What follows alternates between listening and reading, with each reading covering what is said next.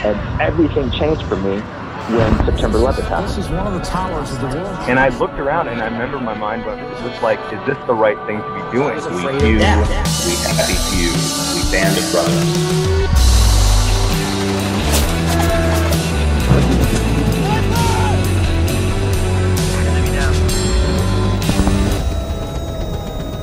You're not living for somebody else. You're not living someone else's story. You're writing your own script. You're free. Welcome to Woke Warrior Stories.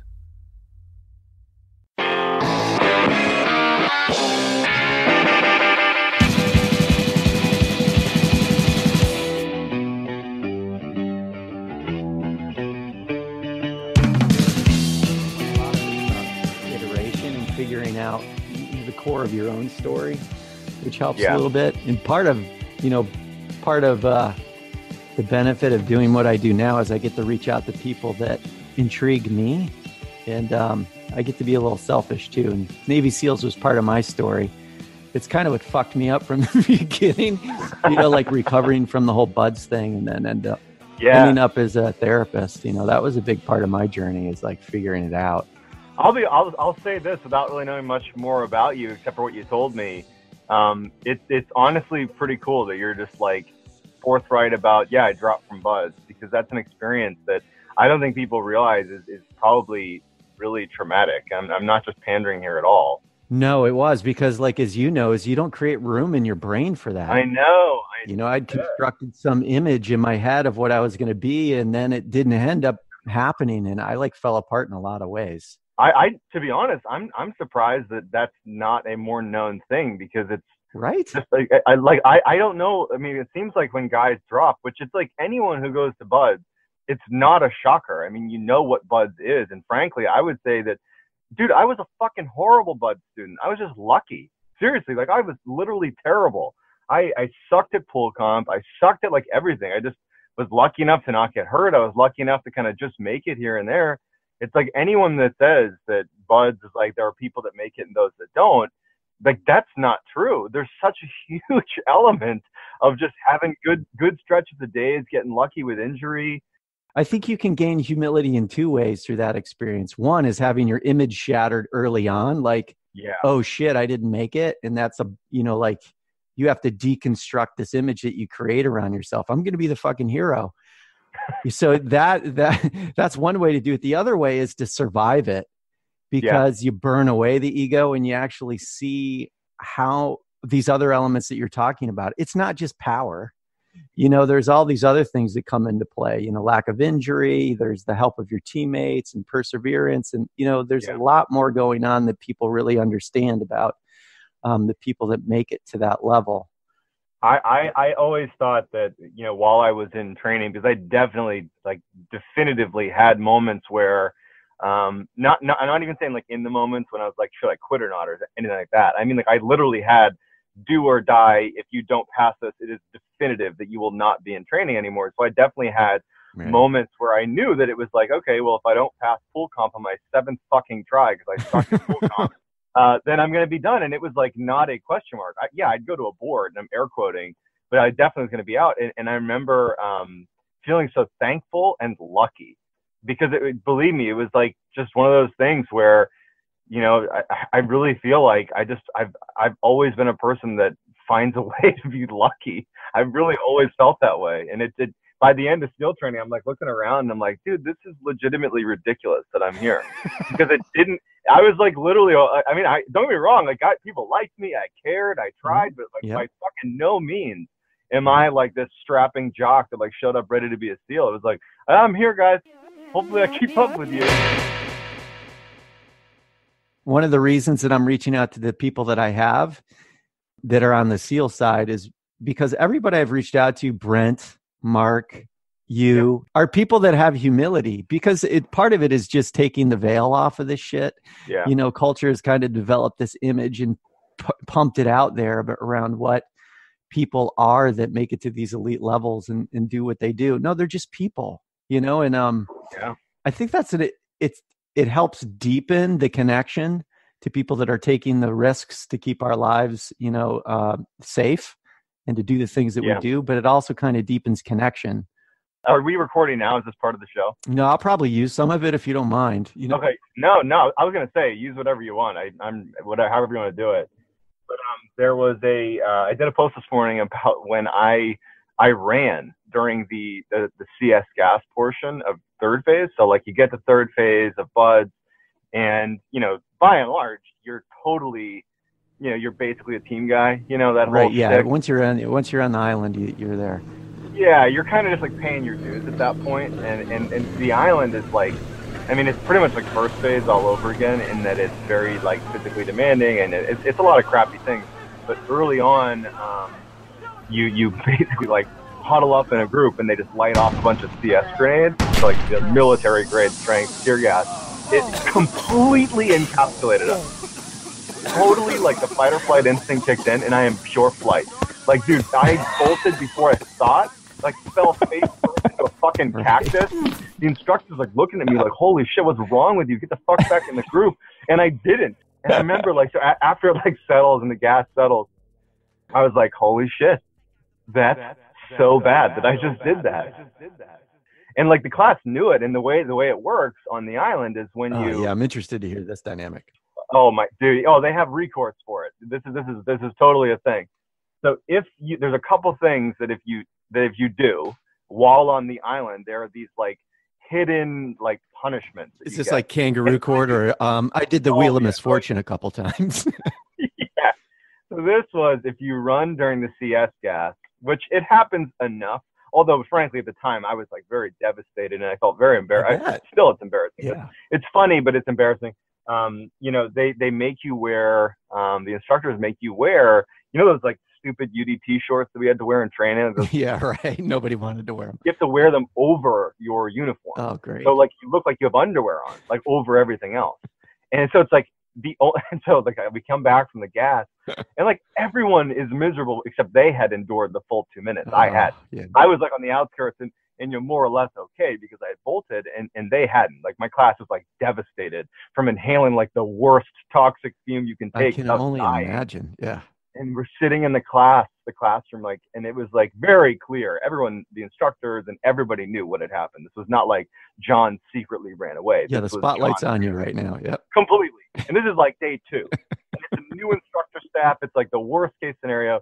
And, we get in the classroom and right away, it's like the first thing the instructors do is like, Alan, stand up. Oh, fuck. And my class is like still like reeling from the effects of the CS gas. They're looking at me and I'm like, fine. And he's like, Alan, you will never be a good fucking Navy SEAL. Sit the fuck down, you pussy. Oh man. And I remember then they were like, yeah, and put these on. You're not going to take these off the rest of the time you're on the island. And I had these UDT shorts. But the thing about it was like, obviously I'm like devastated. And it was like, who to blame? No one but me. Right. There's no way. But those are the kind of confrontations that I think people can really learn from.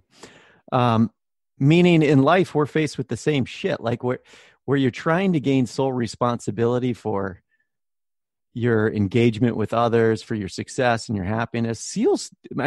Training forces you to confront that part of yourself that you might not be comfortable with. The parts of you that run, the parts of you that like looks for an easy way, like you're at every stage of the way you're confronted with that. And there's value to it, no matter how you respond or how you react. It's just owning it. Yeah. But I think that's the value of what warriors go through in that process is they have no illusions about who they are and what others are, right? No, you know everybody's business. You know who's good at what. Totally. And if you don't own something fucked up that you did, it will haunt you forever. But if you own it, it almost becomes you're okay. It's almost like a mark of okay. That's this guy gets it.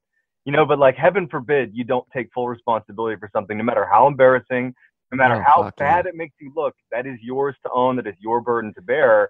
And in my post, I basically say that like this moment where I'm standing up in the classroom and this instructor, like it was worse than normal. A lot of times if you fail a run, as you know, I can imagine they made an example of that. Having been there, oh my God. This was this could be a problem down the road. So everyone take note.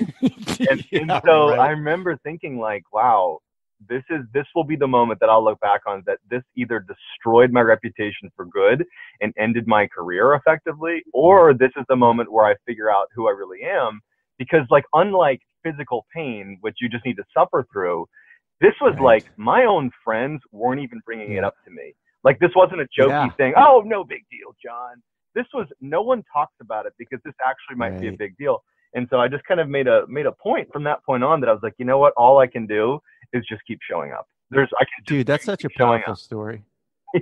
I'm going to use this. This is so awesome. Yeah. Well, I think it illustrates something else too, right? Like the whole what's in my control, what's outside of my control. When you face shame, it's really, all it is a fucking story. Yeah. And somebody's got a perception of you based upon a behavior. But if you choose to own it and make it yours, you can let it go eventually, right? Because nobody's interested in you. Nobody fucking cares about what you're dealing with, and they get over it after a while. Oh, yeah. So as long as you can get over it, right, and confront that part of yourself with, it ends up usually being, let me give myself a new story about me, you know, based upon what you're able to do each and every day. You get over it too. Yeah. Right? It's just the ego. Shame is just about the ego. Yeah, I mean, it's a powerful thing. That story, the John Allen CS gas story, which is definitely a known thing to my friends. It's really like, now it's become, because I owned it, and because, I mean, it's also been years since this happened, but now it's definitely like an endearing anecdote about a guy that people want to work with. That's why it's funny. That's why it's a funny anecdote, because when people think of me, this story is counter to what they know of me. And that's why it's funny. And so, but that only happened because I made it that way. I demonstrated it made you stronger. Day in, day out. Like, I'm not that guy. This was one thing. And guess what? I'm owning it. And I'm going to learn from it and get better.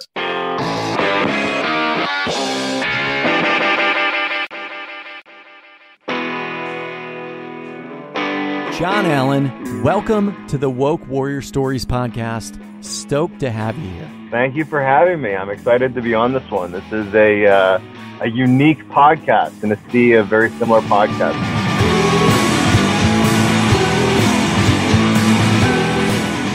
Well, I always know there's something unique about the people that sign up for it, who are willing to go through this.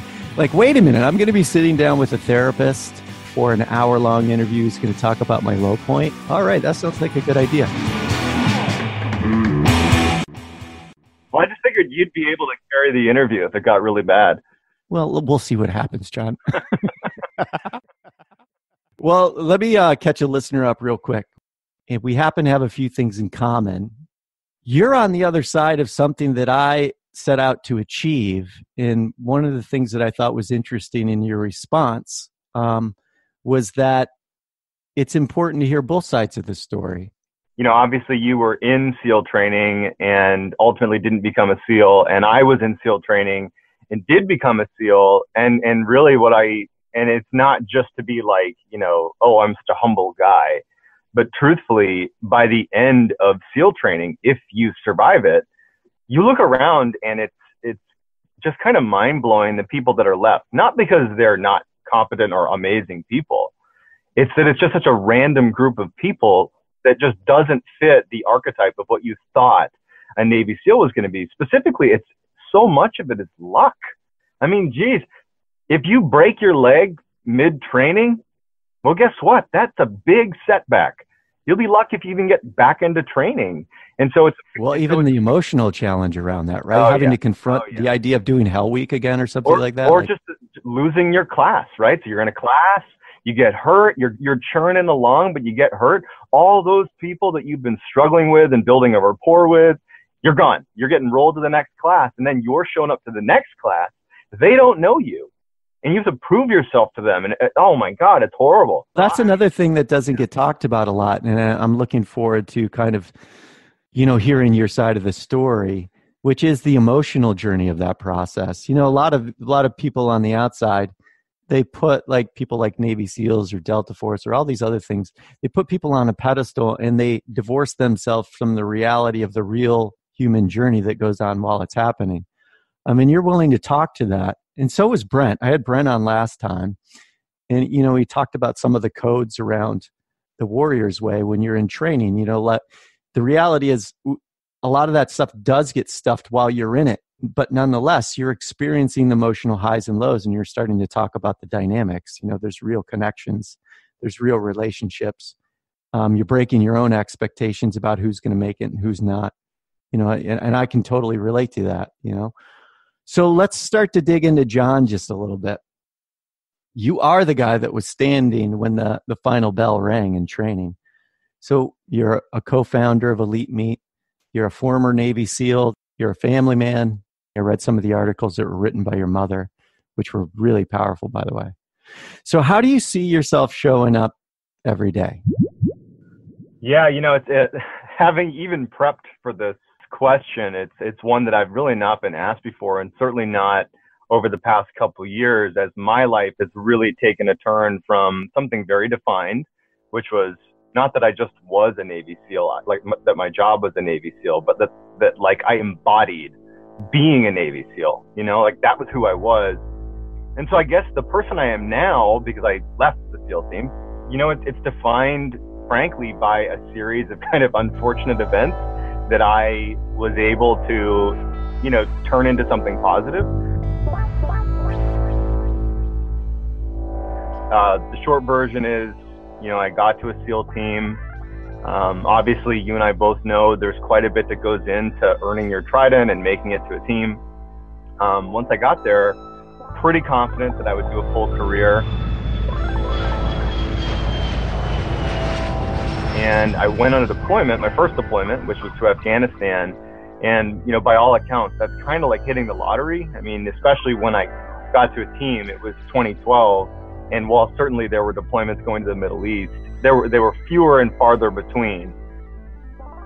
And so first deployment, getting to go to Afghanistan, it's like big deal, opportunity to kind of cut your teeth a little bit as a junior SEAL, kind of, earn your stripes, so to speak. And by all accounts, the deployment that we went on was kind of what I expected it to be. It was kinetic, we were doing things that people would say that's what a Navy SEAL does.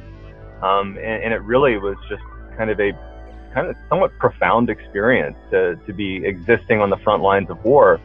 And at the end of the deployment, I was, not me, our whole team was involved in a kind of epic firefight / ambush.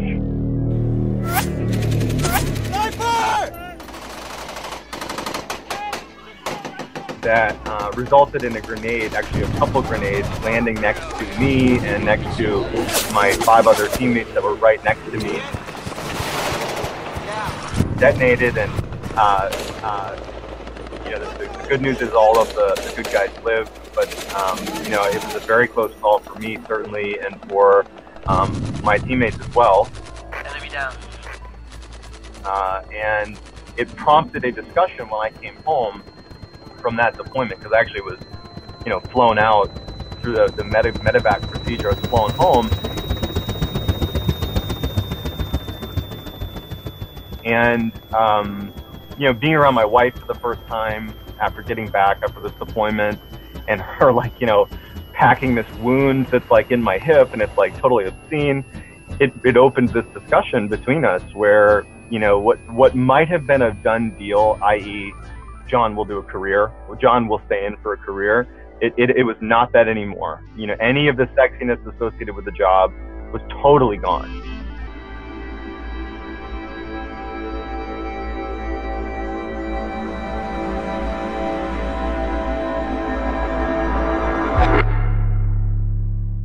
So with a 4-year runway, I start prepping for my big exit from the military.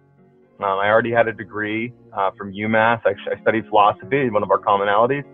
And so with a degree, I figured, I'll just go to business school when I get out again in 4 years.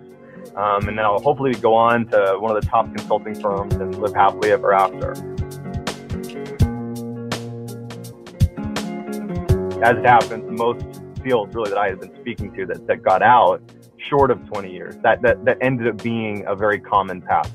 And so I'm organizing my life towards getting out, going to business school. And then in 2017, which at the time of this thing I'm about to tell you, it was about maybe a year and a half, a year and 3/4 when my contract was supposed to end. I found out that there had been a mistake made on my contract. Basically, prematurely ending my contract. And there was no way I could really see it. It was just an unfortunate thing where I went from having about almost 2 years of runway to, in 8 weeks, if you don't re-enlist basically right now, you're going to be out of the military. And so obviously this was abrupt, and my plans for business school that I've been working on for years are out the window because now I need a job now. My wife's pregnant with our second kid. It's like really unfortunate, and even worse was my friends and peers that were in the Navy. What do you think their advice was? Well, you got to stay in. You got 8 weeks. You don't get a job. You got to look after your wife, right? You got to look after your family. But at home, my wife's like, well, you better find a job because we committed to getting out 3 years ago. So tough situation. So I said, okay, I'm going to get a job. And I connected with this guy named Jordan Selleck, who is my co-founder at Elite Meet, who's a former investment banker turned entrepreneur. And what followed initially was he wanted to help me with my job search, which was a complete mess. But he quickly identified in me specifically that he's like, it seems like you would get a lot of benefit out of just meeting some people that are doing the jobs that you claim you want to do. Because really, I only knew jobs in theory. Because I was thinking about business school. I was talking to people that were training for these jobs. I wasn't talking to people doing them. And so I said, that's a great idea. So what should have been this kind of John goes to New York to meet Jordan's network, I wanted to make it more impactful. So I said, hey, I'll bring some people that I know that are getting out of the teams and out of these special units. They're going to come with me because they're getting out of the military soon. And so they can use this type of exposure. We actually raised about $50,000 to cover everybody's flights. We go to New York and we have this networking event. And very selfishly, I hoped I was going to get a job or meet someone that could help me get a job out of this event. But kind of ironically, I found out later that the event was run so well and the attendees were so strong, and the fact that I and Jordan were really emceeing the whole thing, people just assumed that this was my full-time job, and so nobody approached me. But 5 people got offered jobs, 2 accepted, and it was like we're leaving New York after 72 hours later, and people have jobs because of this thing we did. And what we decided we would do is, why not just keep having these events for Navy SEALs and special operators? So all that is to say, I've become like this entrepreneur. I think I was resistant to the idea of building a company because I didn't think I had enough experience to do it. And I thought that it was actually kind of funny that a guy that doesn't have a civilian job is helping other people get civilian jobs. But the reality is, I really deeply understand the trials and tribulations of very specifically Navy SEALs, and then by extension, special operators when they're getting out of the military. And because there really aren't any other programs, at least that do this really, really deliberately, that focus almost exclusively on that group, because it is a unique experience. It's a unique group. I thought, what? This is a good thing and it's helping people. So why not? Why not me? And I definitely look at myself as, a former SEAL because that's something I'm very proud of. And but I definitely look at myself as an entrepreneur and frankly, equally proud of that, because that's a different struggle, but nonetheless a struggle, and one that I'm very proud of. Here I hear a man who found himself on the right side of the BUDS training process that takes a look at his SEAL career, and immediately you're stepping into an identity that's fully forged as a Navy SEAL, meaning I'm doing this for life, right? Yep. There's some complexity in your relationship early on in terms of what that means into how you're communicating with your partner, right? You talk about your wife later on, right? Yep. There might have been some expectations in that. You win the lottery, you go to Afghanistan, bam, immediately you're faced with a confrontation with this image that you have as a Navy SEAL, and you're confronted with the reality of what the hell it looks like over there, and it's sketchy as hell, and you're shaken up early on, which forces some really kind of deep searching in your relationship in terms about what this means, whether or not you'll be there for her. That's what it sounds like anyway. So as you start to reevaluate, you set an expectation, you make a contract with your wife, you say 4 years, and then here's where I start to hear your superpower already.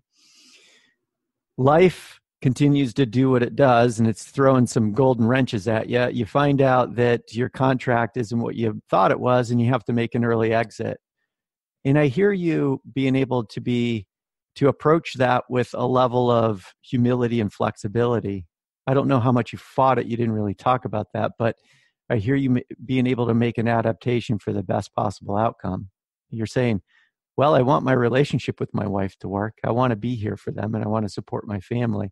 And you find yourself in a really, really difficult crucible for any person that really understands the kind of connection that happens for people at the special forces level. There's a brotherhood there. So you're having to make a really difficult decision. Correct. But in your showing up story, you discover the superpower, which is, well, I can utilize my own struggle to understand other people's struggle and use that to my benefit. So the person that shows up is that person that's able to make this leap of empathy in the people that you relate to, saying, well, how can I make it better for myself? Because I know what I'm suffering with right now is how to create a new life and to support the people that I love, having been through what I've been through. And it becomes an idea. It becomes a leap meet. So this is what we'll be tracking in our interview, this superpower of resilience, flexibility, and empathy. Does this sound crazy in terms of what I'm saying? Or does this sound right? No, that is amazing. Spot on. Okay, so here you are. We hear how you show up every day. You're a man that has made the leap from Navy SEALs to entrepreneur, but more importantly, it's an integrated leap. You don't have to separate SEALs from what you do now. It's part of your identity. You're a pretty healthy person who's carrying around the warrior. To get to that place to where you show up today, what would you consider your low point? And we can span this out, right? This doesn't have to be just about your Navy SEAL story, but this is about your life journey where you start to get a sense of maybe what you want to become. Where would you consider that?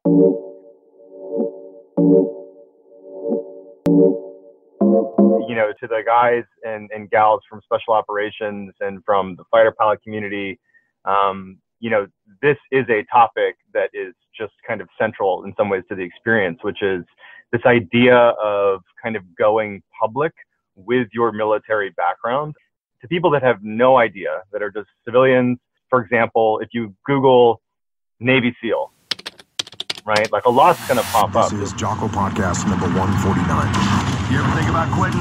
It's the combat of life, hammering the snot out of you. The Unbeatable Mind Podcast. This is Mark Devine. You'll see books, you'll see movies, there'll be interviews, and frankly, like I've learned that there's a lot of things I used to feel one way about that I've changed my attitude on, but you're not going to think twice when you see that. It's very commonplace that you see, oh, Navy SEALs. Of course there's a Navy SEAL movie coming out. Of course there's another book because they're Navy SEALs. But internal to that community, there really are real people that do that job. And there is an enormous resistance. And, you know, I don't know how to describe it. Like SEALs generally, and I can probably expand this to include all of special operations really, do not like it when people like me start telling everybody that I was a Navy SEAL and here's my war story and here's this and, you know, look at me, because that is the impression. I'm painting myself very negatively, but people in that community, their gut reaction is that person is exploiting something that they themselves alone did not build. You're part of something. It's not yours. While I have not had, you know, one particular instance where, you know, I feel like I'm getting flack from the community, it is abundantly clear that there are people taking exception to the way that I market myself, that I market my experiences, the way I market probably Elite Meat. But the reality is in order to lead this organization, I can't buy into the idea that I'm doing anything wrong. I mean, certainly there are ways that I could be doing it that are wrong, and I avoid those things. Like I don't, you know, specifically like talk about individuals. I talk about me and I talk about the community.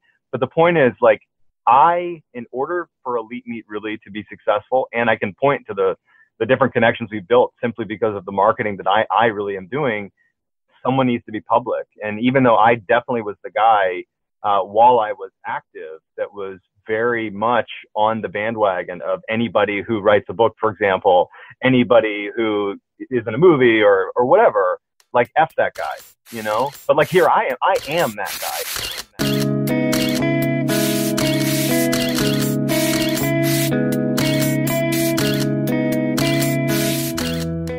Well, can we put the microscope on that for just a second? Because this is a key emotional crisis for anybody that's in the Special Forces community. So to help the listener understand, we need to hear how John made the leap. And I just want to put my perspective on it, and then you correct anything that doesn't sound right, because you're the guy who did the work. So for those that engage in the Special Forces community, there's a part of you that when you go through that, you have to put the I in your back pocket the entire time. It becomes about the we, right? And it becomes about service. And the training's so intense that eventually, if you have an I, it gets burned away if you make it. Like if you find yourself standing, for the majority of people, I can't, make a broad typical sweep. But for the majority of people, they've earned the right to do what they do, and they've only earned the right because the I's not there anymore. It's not about me, it's about serving others, right? So you're saying that here you are, you're making this leap out of teams where there's this strong warrior code. And the code says you don't talk shit about what we do, right? You don't put it out there because it's not about for anybody else to get off on. It's not about that, right?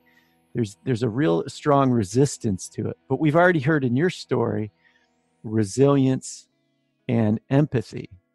And I hear you when you're talking about this crucial leap that you've had to take. I hear you saying that you're willing to do it, and it's becoming about the we again. You're saying, well, it's not about me. Is there a real need?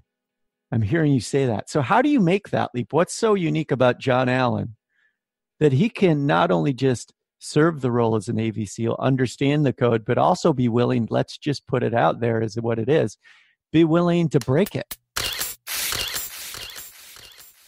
I think honestly, there's always been, just for me personally, I've always felt like when I have conviction about something, wrong or right, it's like I can't not continue doing what I'm doing. And actually a good example is when I decided I wanted to be a SEAL.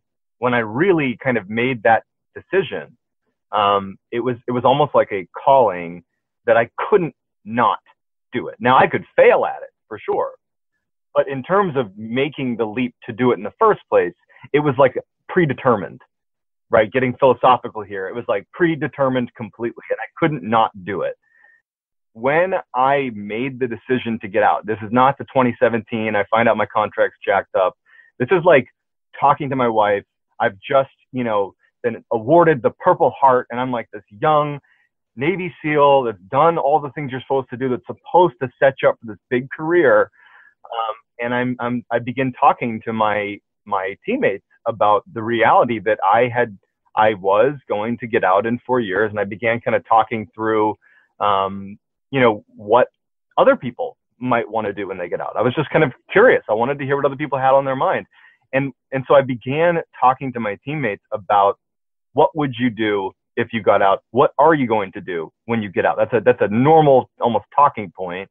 And by the time I found out about my contract being screwed up, I kind of came to realize that within the teams, there is definitely a pull on people that they do want to get out and do something else, but because they're in a system where you're literally rewarded by re-enlisting with a big bonus, and like there's all these things you get, that there are people that frankly probably should get out.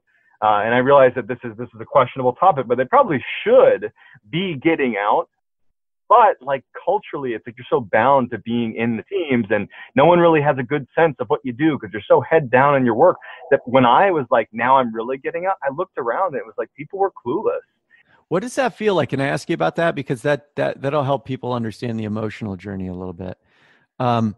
So you're so wrapped up in the work of being a Navy SEAL, your identity's there every day because the level of focus and intensity that you got to carry from day to day, but just plain, I'm going to put it out there. Typical people can't understand the level of tension that is and the level of focus.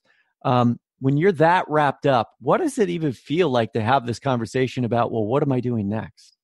You know, I was kind of at first frustrated by this, but over, certainly building out Elite Meat, I've come to really appreciate why this really happens. But when you become a Navy SEAL, and I can really only speak to this because it's my own experience, there's so much thought and preparation that went into just going to training. And then to succeed in training, it's definitely a mixture of luck and hard work. But by the time you become a SEAL, few people accomplish such a lofty goal. Forget that it's being a SEAL. Just imagine setting your sights on something, and you certainly can appreciate this. When you set your sights on something that is statistically, you probably won't succeed, right? But you actually get there. You cross that threshold, and now you're it. You become a Navy SEAL. It's actually kind of awkward how to figure out what happens next. Because on the one hand, you're firmly entrenched in this identity that is, by all accounts, a very positive one. And it's something to be, unbelievably proud of. And I am unbelievably proud of being a SEAL. But nobody really has a good sense of what to do next, because the people you talk to that are not Navy SEALs say things like, oh, you'll figure it out. You're a Navy SEAL. Oh, it'll be fine. You're a Navy SEAL. Yeah, it's like, oh, you've been shot out, so you can do whatever you want. And you're like, oh, yeah, because you don't want to let them know that you're like, I actually have no clue what I'm doing. You're like, oh, totally. Thanks, Mom. Thanks, Dad. You guys always know what to say. And then as a team, you talk to guys that know they have the potential to do anything they want, but they identify, they are Navy SEALs. And the idea of taking a risk and doing something else, even though they know they could probably be successful at it, you feel like you're almost risking everything you built in becoming a SEAL. So here you are on the top of the mountain, and you're going, oh, by the way, I got to walk down the mountain. And when I'm walking down the mountain, there's the risk that I will likely never come up again. So there's the emotional journey of having to, like I hear you saying, you've not thought about the accomplishment. You're living in the accomplishment. Now you have to go, how do I make a living outside of this? That is coming down the mountain, right? There's a letdown to that. There is an enormous letdown. And I think there is also just a very practical reality of when you're in the military, you have a very consistent paycheck. You have health insurance covered. You have everything is covered. I mean, we complain because everybody complains about everything in every situation, but we complain about maybe not getting paid enough or this and that. But ultimately, it is very, very stable. Yes, your job is volatile. It's supposed to be, but your income and compensation and healthcare, it's totally stable. And your partner, they also have been living in a very stable zone, and they think of you, whether they've known you forever or not. You're the Navy SEAL. And the idea that you're going to get out and have any issues in any capacity is totally not the person they know. Name that so we can just actually give the listener something to bite into. What's that feeling? Oh my God. I would say it's massive insecurity. I think guys are very concerned that they won't live up to the title of Navy SEAL in other capacities.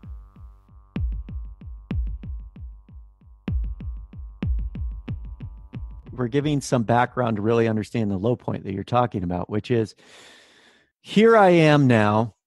I had to come down the mountain, make a decision to make this leap, right?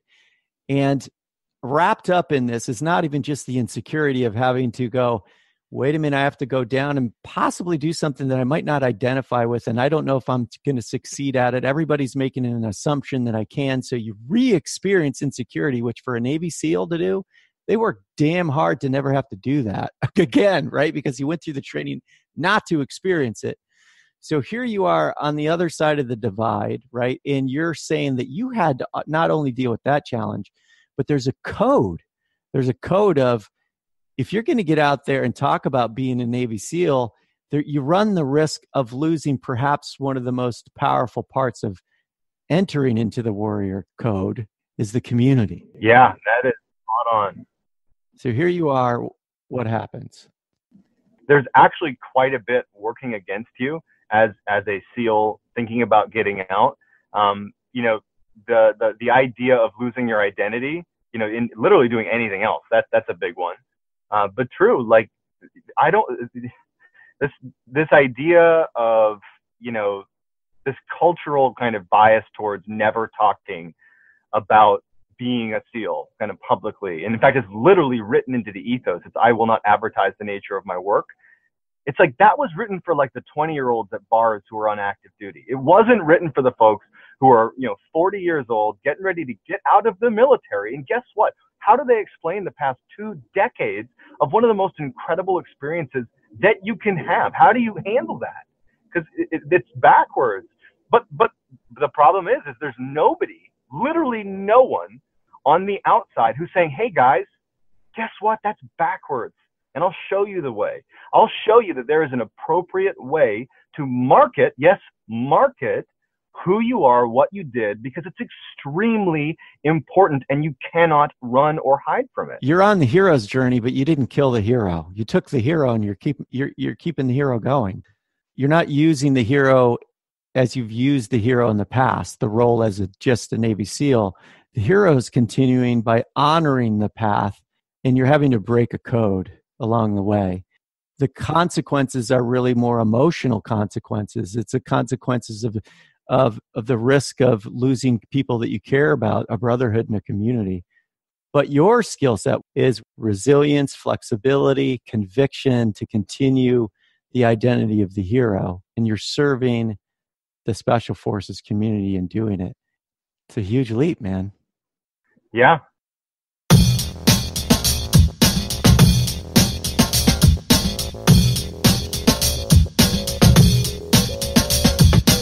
It's one that I would say regularly I think through and, understand that in some ways there is a line that, once you cross, i.e. once you do begin to kind of advertise having been a SEAL and really there's a very definitive line.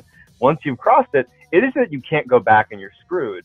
It's that you have to kind of own the fact that you did that. Like, it's not going to help anyone if I let anyone know that I have anything other than pure conviction that this is a good idea. Because guess what? They're going to be looking at me and like, like actually one of my very close friends who was on the deployment to Afghanistan with me, he called me maybe a month ago, and it was this totally kind of cagey discussion because he didn't say to me, hey, I want to talk to you about how to go about navigating, social media. He called me to just check in, right? Like, there's no reason for us to be checking in. We're friends, no doubt, but it was a random time to be checking in. And it was very clear that he was kind of almost seeking my approval for him to begin to advertise himself. And it's to add it to his resume. That's what we're talking about here. But culturally, this group is so resistant and it's such a big part of the culture that kind of thing is a leap. Just putting it on your actual hard copy resume. And I remember talking to him and I knew it immediately. And I'm like, dude, it is okay to talk about being a Navy SEAL. It's not something you're going to hide.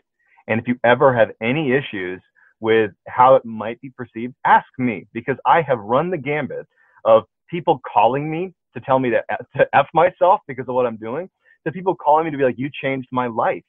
When we're talking about your superpowers, well, it's everything that we've talked about already, but you have the strength to reimagine what the role looks like outside of combat, right? And there's been a few pioneers before you, and I've actually happened to talk to a couple of them. Mark Devine's a big one. He was an early guy. He was actually in my class, by the way. Nice. So here you are having to reimagine it, but you're already seeing the benefits, right? And perhaps that's the benefit of an organization like that you're standing at the top of right now, which is where our culture's broken in some way. And perhaps part of the ways that it's broken is some of these codes that we've built around connection. And the warriors have been kind of taken out of the equation and been forced to kind of see through the dark and the way back in, right? Like they're like, well, we'll just have to figure it out because of a code. Yeah.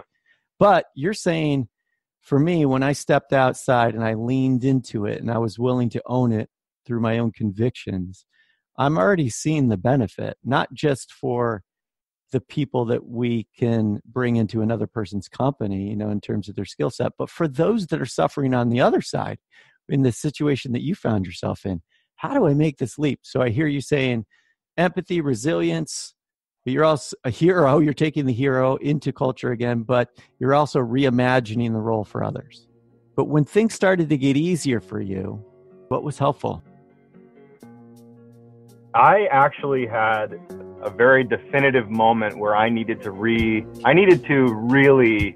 think about what I was doing and how I was doing it. So we began Elite Meet early 2017. You know, at first, like I described earlier, it was just kind of this random event. And we just kind of iterated on it. By the end of 2017, we had done something like 5 or 6 events, but they were not unadvertised. They were more like closer to word of mouth, and it was kind of like if you knew somebody, you got to go. More private. At the end of 2017, we had an event in San Francisco that was very loud, very public, and by the way, an amazing event. And I gave a speech, or I should say I bombed a speech in San Francisco. It was our second dinner.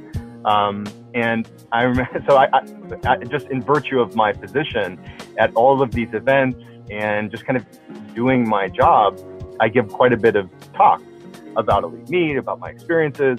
And I think I still had an element of resistance to the idea that I was now a guy that had really gone public about my career.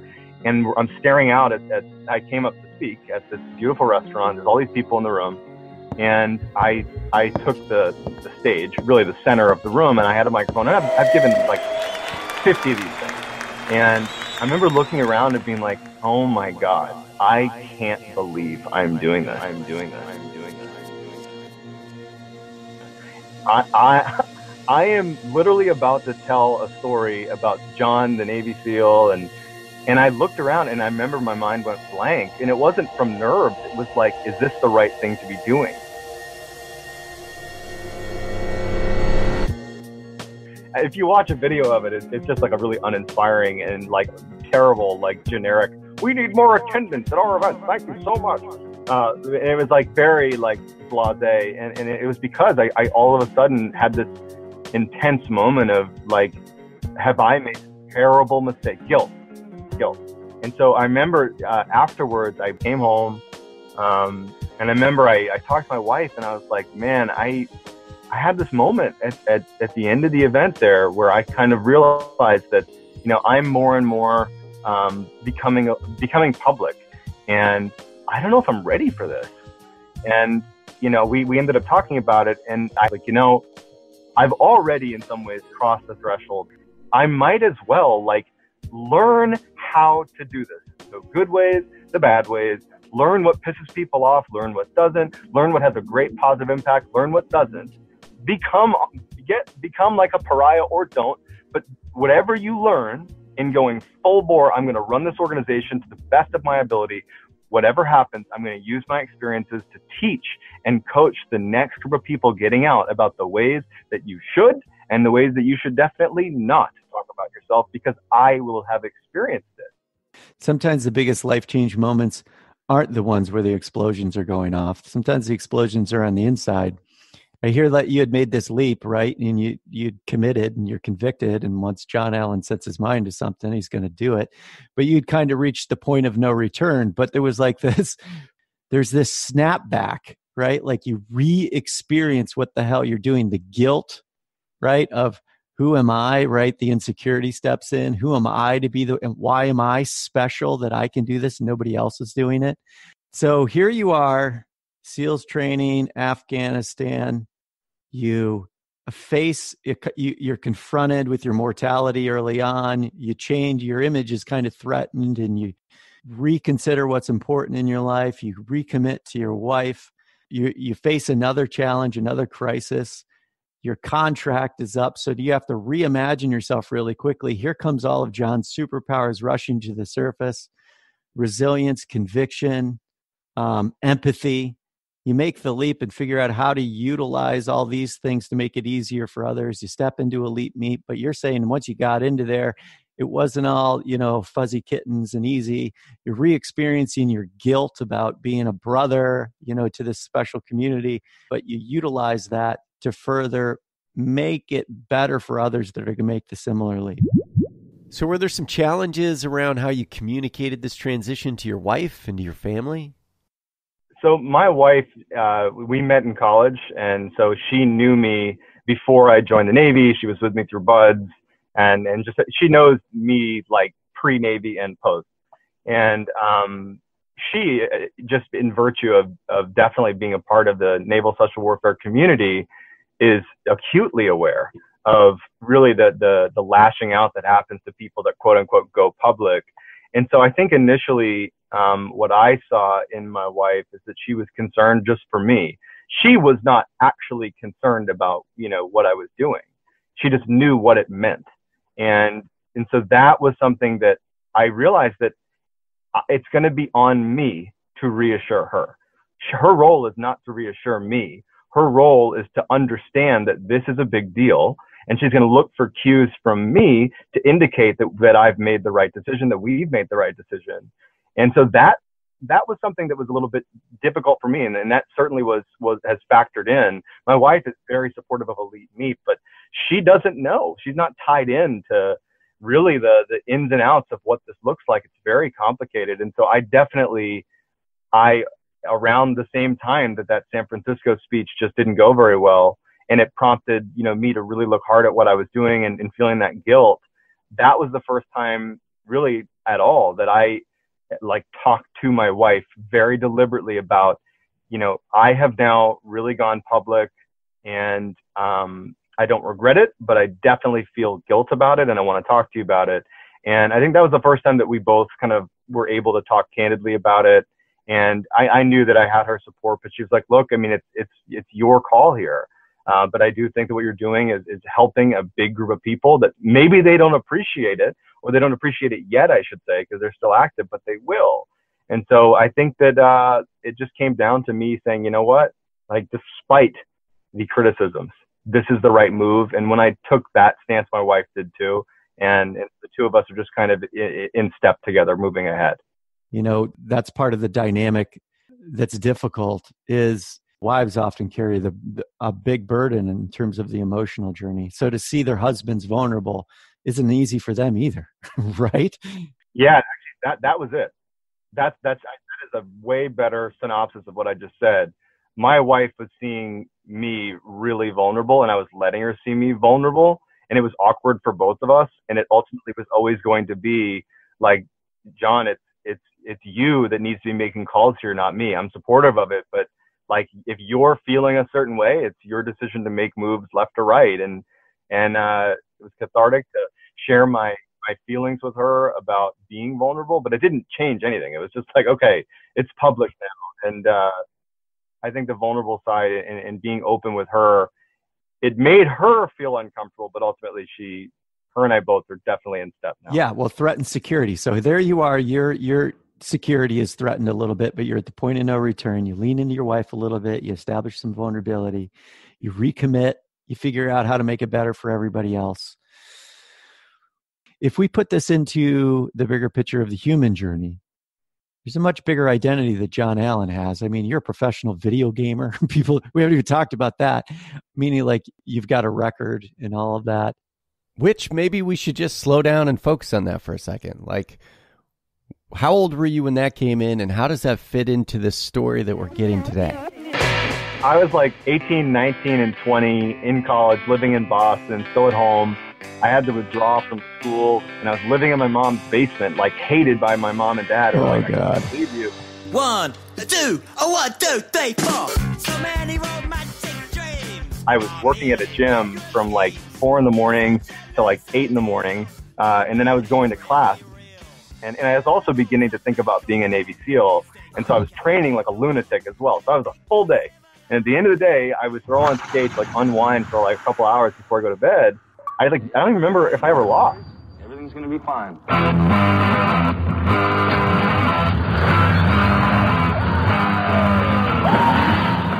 And I remember over the course of maybe 6 months of playing this game, I started getting these little notifications on my TV There was like one new message. And after a while, it started saying like 70 new messages, 1,000 new messages, 20,000 new messages. And I was like, okay, what is this? And so I go into my like email function, and it was literally like hundreds of thousands of messages, all the way from EA Sports, you're the #1 world ranked player, all the way down to like people challenging me. Like, you're not even that good. And all this like hate mail, like, You think you're so good, you man. I load up the leaderboard, and there it is, my gamer tag, Pedroia1, the #1 ranked person in the world.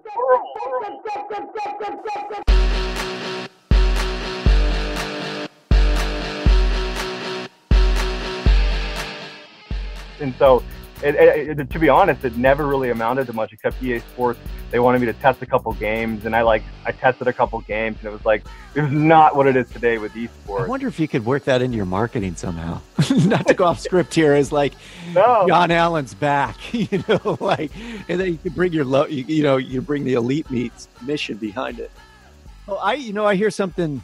I'm going to tease back into the interview. Yeah. We've identified some of your superpowers. Resilience is one of them. I'm hearing about your parents' role in developing resilience. They weren't afraid to hold some boundaries with you, and you had to work really hard to get what you want, right? Yeah, fact. You were willing to go the extra step. But here's the magical part of your story, that little story. Your parents setting boundaries set you on the path of resilience, and here came this focus thing that you just uncorked, right? Like, your ability to focus at that high a level, I'm sure that confidence that instilled in you had something to do with the next leaps that you ended up taking in life. It had to, right? Yeah, I mean, it's not common to be #1 world ranked in a popular online video game. It's not. And you're the guy, oh, it's a unique quality even to consider something like the Navy SEALs, but you need everything that you have just to get in there. Yeah. Right. So I just hear the magic of that all playing through that story. Yeah. And then also decided I was #1 ranked in Skate 2, the next iteration. No kidding. At the time, I didn't have a smartphone, so I didn't take any pictures or anything. I just wrote it down in my little journal, like #1 ranked.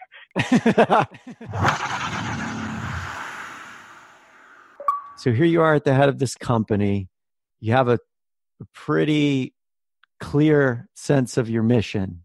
Where do you see yourself going, and what are the pieces that still need to come together for you? What's your big picture vision for you? Like, how do you satisfy John Allen as you move forward? I think that one of the things that is kind of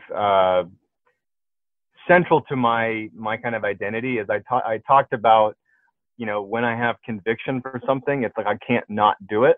I think the reason really that I am able to do that is because I really thrive when things are new. Like, I love change. I may not be good at navigating change, but I've always been someone looking to kind of almost impulsively do something new.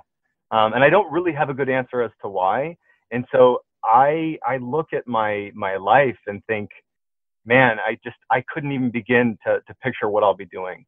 All I know is that I definitely am the type of person that I'm not afraid to grab opportunity when it is in front of me.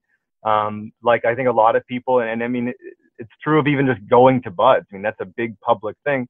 It's like, you kind of got to have a mentality to be able to go do that in the first place. And I think that I definitely have that in spades. And so it's hard for me to look at my life and say, this is what I'm going to be doing. All I know is that if and when there are opportunities in front of me that make sense, that are in keeping with who I am the first person to jump at the opportunity to do something new. It's something that's always made me happy. That's always been satisfying. Well, we can add that to your identity of your superpowers. And it took to the end of the interview to get to it. You might have been talking about it all along, but there's an explorer in you. There's an adventurer. And that you're talking about that hunger for newness, which has probably allowed you to survive for the majority of your journey. So let's say you're married. Do you have any children right now? I do. I have 2. All right. So John Allen, it's 30 years from now. Let's say you're still playing skate. It's skate like 7. And, you're up there and your children come to visit you while you're playing your game. You set it aside and your children have their children with them. So your grandkids walk in and they say something like this. They say, Grandpa, we're hearing a lot about success and we have no clue what that means. What would you tell your grandchildren? I think that the thing that I have oft told people in this kind of question is the people that become successful aren't afraid to try.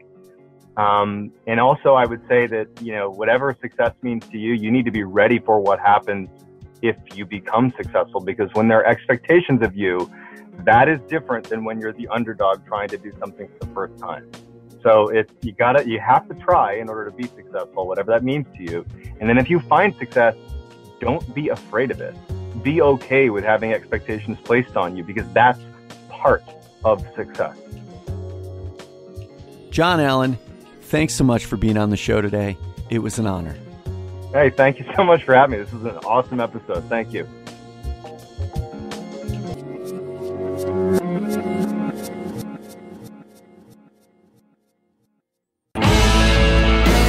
All right, folks, that's a wrap on the Woke Warrior Stories podcast. If you want more information about our guests and/or want to check out our products page and/or upcoming events, visit TOOWimedia.com. And while you're there, don't forget to check out the causes of our guests featured on their episode page. Also, if you dig this show, review it and share it. It really helps us out. All right, folks, wishing you grace and strength for the storm today. Catch you on the next episode.